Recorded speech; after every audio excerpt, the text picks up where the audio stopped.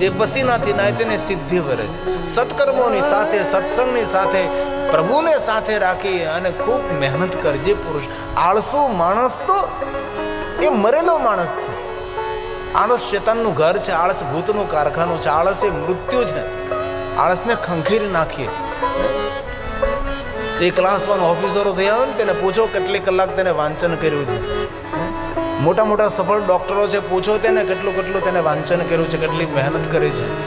કોઈ સફળ પુરુષ તેને પૂછો કેટલા દુઃખો જીવનમાં ધરબાયેલા છે. કોઈ પણ ક્ષેત્રમાં, સામાજિક ક્ષેત્ર, રાજકીય ક્ષેત્ર, ધાર્મિક ક્ષેત્ર, કોઈ પણ ક્ષેત્રમાં જે માણસ સફળ થયો છે એને કેટલો પુરુષાર્થ કર્યો, કેટલી તેને મહેનત કરી છે. બીજ ફટાય ત્યારે અંકુર નીકળે છે, ને અંકુર નીકળે પછી છોડ બને છે, ને પછી એમાંથી વૃક્ષ બને છે. એક દિવસમાં બધું ન થઈ શકે. તેથી દરેક યુવાન ભાઈઓ બહેનોને ખૂબ પ્રાર્થના, મહેનત કરો, પુરુષાર્થ કરો, આળસને ખંખેરો. સકલ પદાર્થ હૈ જગમાં, પુરુષાર્થ વગર સફળ ન થવાય. સકલ પદાર્થ હૈ જગમાં. એક વાત કાન ખોલીને યાદ રાખજો, ગરીબ પરિવારમાં જન્મ થવો એ જીવનની ઘટના છે. ઝૂંપડામાં જન્મ થવો, ગરીબ પરિવારમાં જન્મ થવો, ગરીબ માતા પિતાના પેટ જન્મ મળવો, ગરીબ કુટુંબમાં જન્મ મળવો એ ઘટના છે. પણ એ જ ગરીબાઈમાં દુઃખી થઈને મરી જવું, દુઃખી થઈને મરી જવું, એના ગુનેગાર આપણે છીએ. આપણું ભાગ્ય આપણે કંડારવાનું છે, આપણું ભાગ્ય આપણે નિર્માણ કરવાનું છે. મોટા મોટા ધનવતીઓ આમ નામ ન બની શકે, તેને મહેનત કરી હોય છે, યોગ્ય જગ્યાએ બુદ્ધિનો ઉપયોગ કરી અને પોતાની નીતિમત્તાને ધ્યાનમાં રાખી કોઈ પણ ક્ષેત્રની અંદર માણસ સફળ થયો હોય છે. બાળકને પણ ભૂખ લાગે ત્યારે બાળક પગ હલાવે ને ત્યારે માને ખબર પડે કે મારા બાળકને ભૂખ લાગે, ત્યારે બાળકને દૂધ પીવા મળે છે. તો મહેનત તો કરવી જોઈએ ને. આ તો ગપ્પા મારોમાં કલાકોની કલાકો કાઢી નાખે. અરે 24 કલાક તમને મળે છે, 24 કલાકનો ઉપયોગ, ટાઈમ મેનેજમેન્ટ જીવનમાં હોવું જોઈએ. આ તુલસીએ કહ્યું કર્મ પ્રધાન સકલ પદાર્થ હે જગમાઈ. કર્મહીન નર પાવત નાહી. સુતેલા રહો તો ભાગ્ય પણ સુતેલું રહેશે. તેથી પુરુષાર્થ કરો, મહેનત કરો. અમારા બ્રહ્મલીન ડોંગરીજી બાપા કહેતા હતા, કોઈના ઘરનું પાણી પીએ ને તો 1 માળા કરવી તેના ઘરના નામે. કોઈના ઘરનું ભોજન કરીએ તો 10 માળા કરવી. કોઈના દાણા ભંડારા ખાઈએ તો સાંજે 100 માળા કરવી. ત્યારે તેના ઋણમાંથી મુક્ત થઈએ આપણે. એટલે જે માણસ પુરુષાર્થ નથી કરતો, કામ નથી કરતો, તેની અપેક્ષાઓ પૂરી નથી થતી. કર્મહીન કર્મહીન નર પાવત નાહી.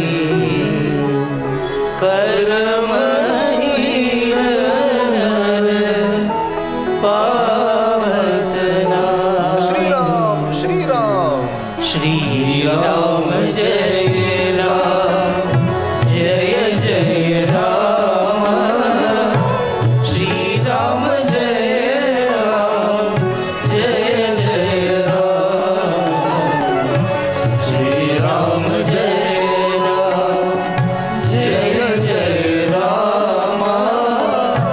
શ્રી રામ જય રામ, જય જય રામ. બોલીએ સાથ में श्री राम जय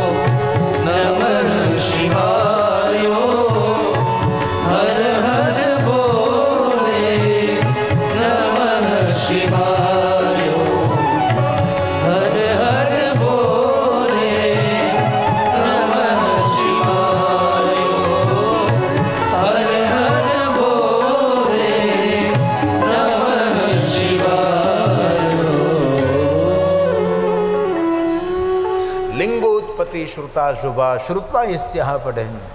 જે કોઈ કથા સાંભળે છે, લિંગોત્પત્તિ શ્રુતા શુભા, તેનું શુભ થશે, તેનું મંગલ થશે.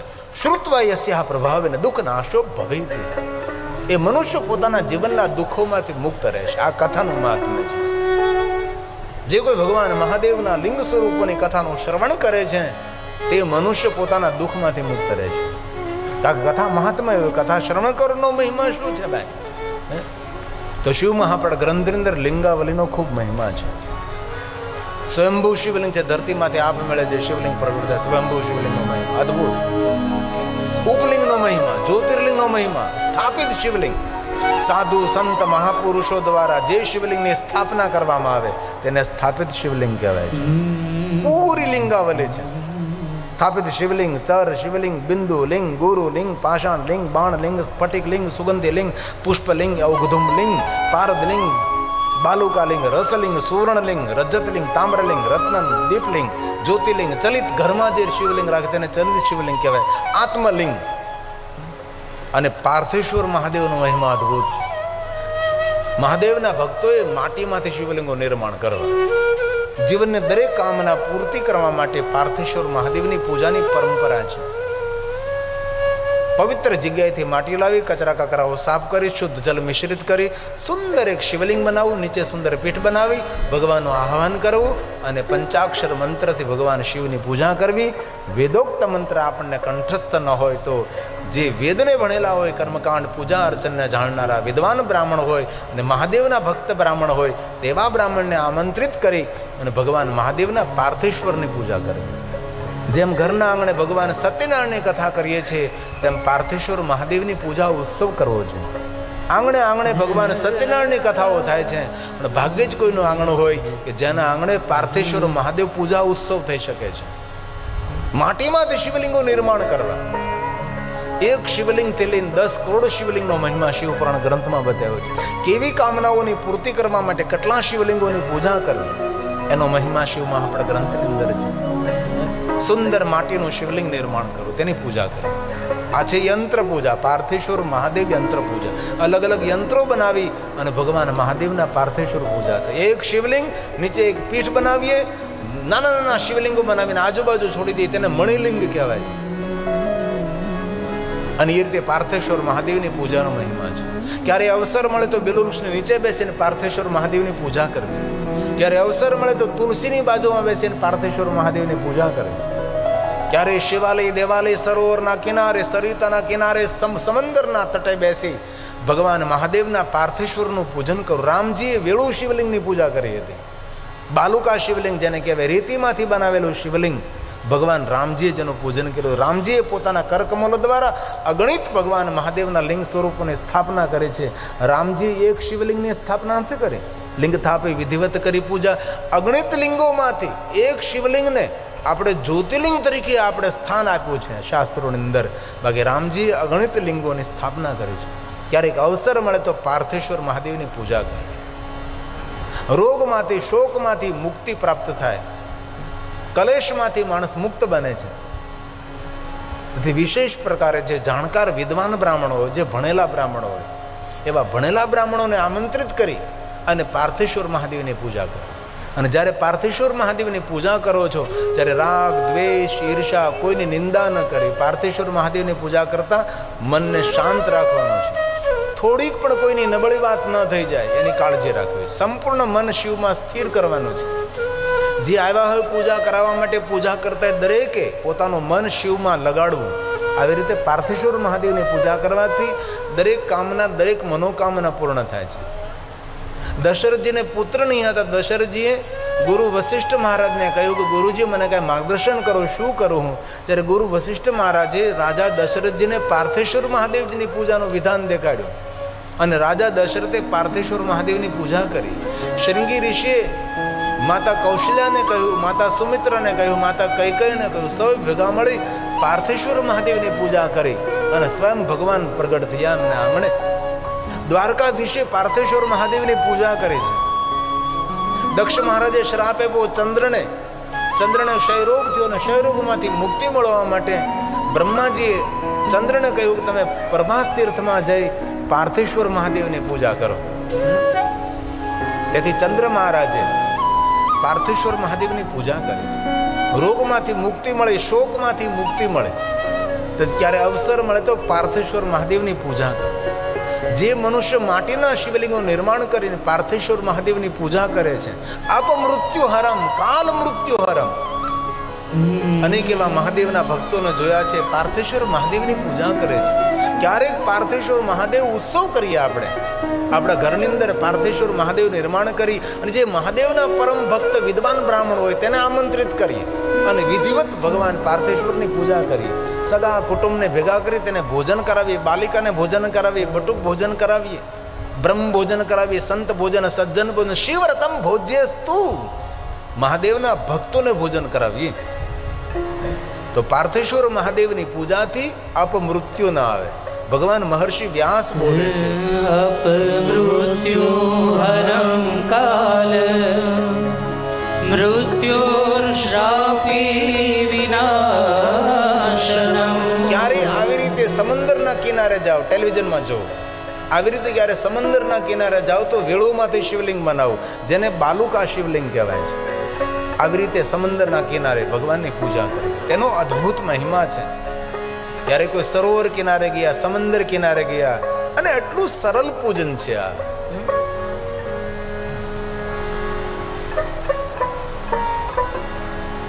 ક્યારે અવસર મળે તો ભગવાન મહાદેવની પૂજા કરવી.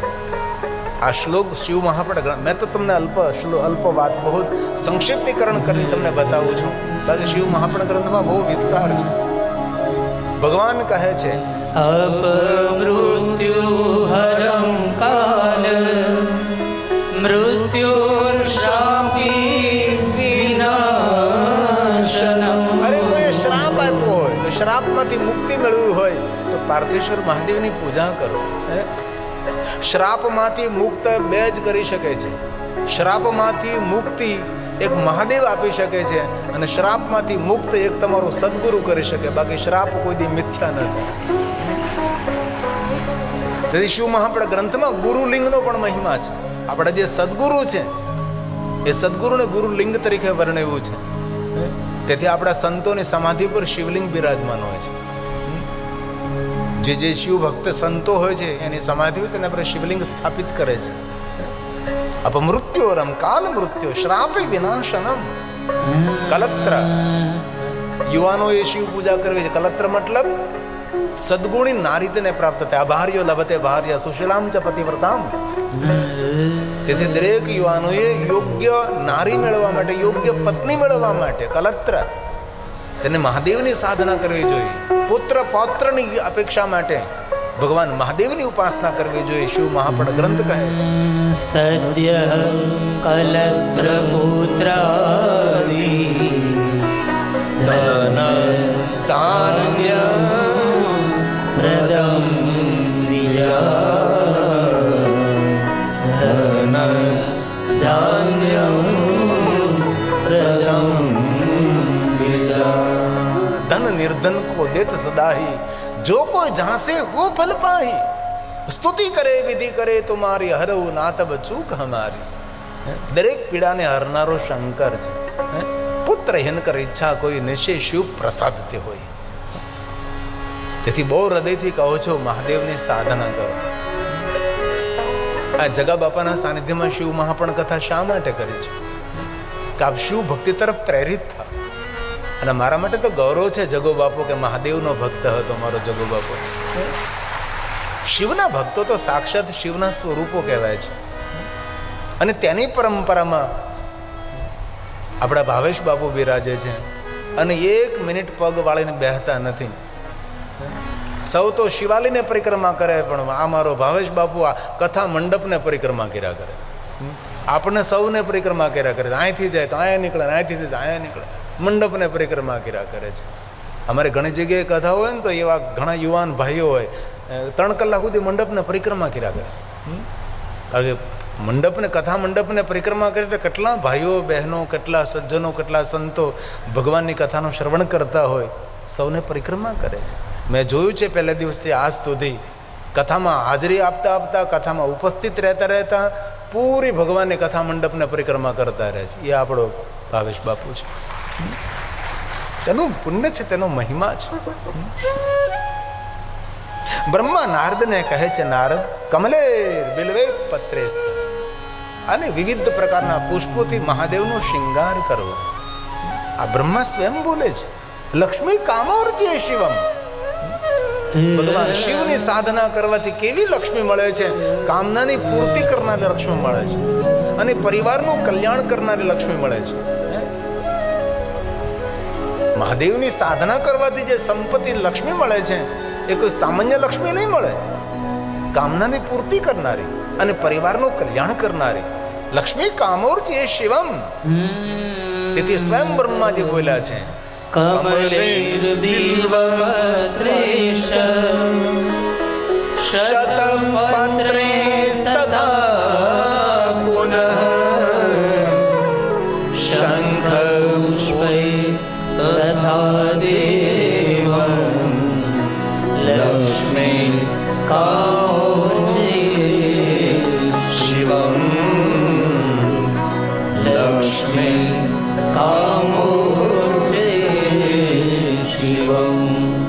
આપણી કામના મનોકામના પૂર્ણ કરનારી લક્ષ્મી શિવ સાધનાથી પ્રાપ્ત થાય છે. ભગવાન શંકરજીને વિવિધ પ્રકારના પુષ્પો અર્પણ કરવાનો મહિમા છે. બિલ્વપત્રનો તો અદ્ભુત મહિમા છે. એક બિલ્વપત્ર મહાદેવને અર્પણ કરી બિલ્વાષ્ટક કહે છે. આપને સૌને કંઠસ્થ છે. આવો જગદેશ્વર મહાદેવને એક બિલ્વપત્ર અર્પણ કરીએ. ત્રિદલમ ત્રિગુણાકારમ. કેટલી સુંદર વાત છે. ત્રિદલમ ત્રિગુણાકારમ. બોલીએ બોલીએ. ત્રિનેત્રમ ચત્રયાયુધમ ત્રિજન્મ પાપ સંહારમ એક બિલ્વ શિવાર્પણમ એક બિલ્વ શિવાર્પણમ. પૂરું બિલ્વાષ્ટક છે. ભગવાન મહાદેવનો બિલ્વપત્ર ચડાવવાનો મહિમા છે. આપણને ખબર છે બિલ્વવૃક્ષ એ સાક્ષાત મહાદેવનું સ્વરૂપ પણ છે. મહાદેવ સ્વરૂપમ બિલ્વવૃક્ષો. દેવતાઓ જેમની સ્તુતિ કરે છે, ઋષિ મુનિઓ જેનો મહિમા ગાય છે, એ બિલ્વવૃક્ષ છે. બ્રહ્મા નારદને કહે છે અને ભગવાન મહર્ષિ વેદવ્યાસ બોલે છે, મહાદેવ સ્વરૂપોયમ બિલ્વો દેવેપી સ્તુતઃ યથા કથંચિત વેદસ્ય જ્ઞાયતે કથમ. મહિમા કેવી રીતે દગાવો? મહિમા જ્ઞાયતે કથમ. ક્યારે શિવાલય જવાનો સમય ન હોય, બિલ્વવૃક્ષનું દર્શન કરી લો, શિવ દર્શનનું ફલ પ્રાપ્ત થાય છે. ક્યારે મહાદેવને જલ ચડાવવાનો સમય ન હોય, બિલ્વવૃક્ષના મૂળમાં જલ અર્પણ કરો, શિવજીના જલાભિષેક કરવાનું પુણ્ય પ્રાપ્ત થાય છે. બિલ્વવૃક્ષને પરિક્રમા કરવાથી તીર્થોની પરિક્રમા કરવાનું ફલ પ્રાપ્ત થાય છે. બિલ્વવૃક્ષનું એક નામ કલ્પવૃક્ષ પણ છે. બિલ્વવૃક્ષ નીચે બેસી જે કાંઈ કલ્પના કરવાનો સાકાર થાય. ઘણી બધી સાધનાઓ એવી છે કે બિલ્વવૃક્ષને નીચે બેસીને કરવાની હોય છે. કોઈ પણ ઈષ્ટ મંત્ર હોય, બિલ્વવૃક્ષને નીચે બેસીને તમે મંત્ર જાપ કરો, એ મંત્રનું પુણ્ય અધિક પ્રાપ્ત થાય છે. એ બિલ્વવૃક્ષને સ્પર્શ કરો, બિલ્વવૃક્ષનું દર્શન કરો. બિલ્વાષ્ટક કહે છે.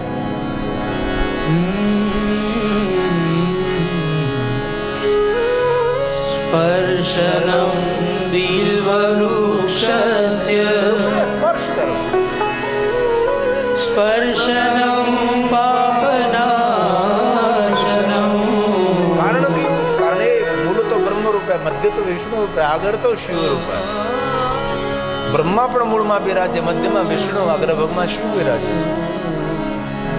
અને શિવ મહાપડ ગ્રંથમાં કહ્યું, જે માણસ એક બિલ્વવૃક્ષ આવે છે અને એ બિલ્વવૃક્ષને મોટું ઉછેરે છે, સ દરિદ્રો ન જાય, તે તેના કુળમાં નિર્ધનતા ના આવે. એક બિલ્વવૃક્ષ વાવો, એક બિલ્વવૃક્ષને ઉછેરો. અને જે માણસ એક બિલ્વવૃક્ષ વાવે છે અને મોટું કરે છે, તેને એક શિવાલય નહીં, 1 કરોડ શિવાલય નિર્માણ કરવાનું ફળ પ્રાપ્ત થાય છે. તેથી આંગણામાં જગ્યા હોય તો બેલવૃક્ષ વાવો, તમારી વાડી ખેતરમાં જગ્યા હોય તો બેલવૃક્ષ વાવો. બેલવૃક્ષ એ સુખ આપનારું, સંપત્તિ આપનારું, કામના પૂર્તિ કરનારું, દેવતાઓનું વહાલામાં વહાલું વૃક્ષ એ બેલવૃક્ષ છે. દીપમાલા પર કલ્પિયત, બેલવૃક્ષ નીચે દીપમાલા કરવામાં આવે. સતત્વજ્ઞાન સંપન્ન. આવી રીતે માણસે બેલવૃક્ષ વાવવા જોઈએ. જ્યાં બેલવૃક્ષ હોય છે ત્યાં ઉર્જાવંત વાતાવરણ હોય છે. બેલવૃક્ષ પ્રાણ પણ આપે છે, વાતાવરણને સુગંધી પણ કરે છે. એ છે બેલવૃક્ષ. આયુર્વેદિક ઔષધિ છે બેલવૃક્ષ. ભગવાન શિવજીને વહાલું છે બેલવૃક્ષ. બેલવૃક્ષને નીચે બેસીને પાર્થેશ્વર મહાદેવની પૂજા કરવાનો મહિમા છે. તેથી ઘણા ભાઈઓ બહેનો વડીલોના આંગણે બેલવૃક્ષ હોય છે. આંગણે બેલવૃક્ષ એટલે સાક્ષાત તીર્થ છે. એ બેલવૃક્ષનો મહિમા છે. તે અવસર મળે તો બેલવૃક્ષની સેવા કરજો. અરે શિવ મહાપડ ગ્રંથમાં અતિ તાનાંગ તાન, દુર્ગમ સ્થાન પર જે વૃક્ષો વાવવાનું કામ કરે છે તેના ગયેલા પિતૃ, આવતા પિતૃ તૃપ્ત થાય છે. બાવળ સિવાય બધા વૃક્ષો વાવવા, બબૂલ કો છોડકર વૃક્ષો વાવવાનો અદ્ભુત મહિમા છે. આપણા શાસ્ત્રોમાં કોઈ એક વટવૃક્ષ વાવે, કોઈ એક પીપળ વૃક્ષ આવે, 100 કલ્પ સુધી વૈકુંઠ તેને પ્રાપ્ત થાય છે.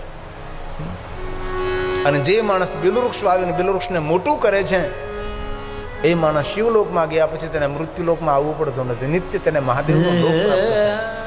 તેથી આપ સૌને મારી પ્રાર્થના, બેલવૃક્ષ વાવજો. આરોગ્ય આપનારું વૃક્ષ છે, ચેતના આપનારું વૃક્ષ છે, પોઝિટિવ ઉર્જા આપનારું વૃક્ષ છે.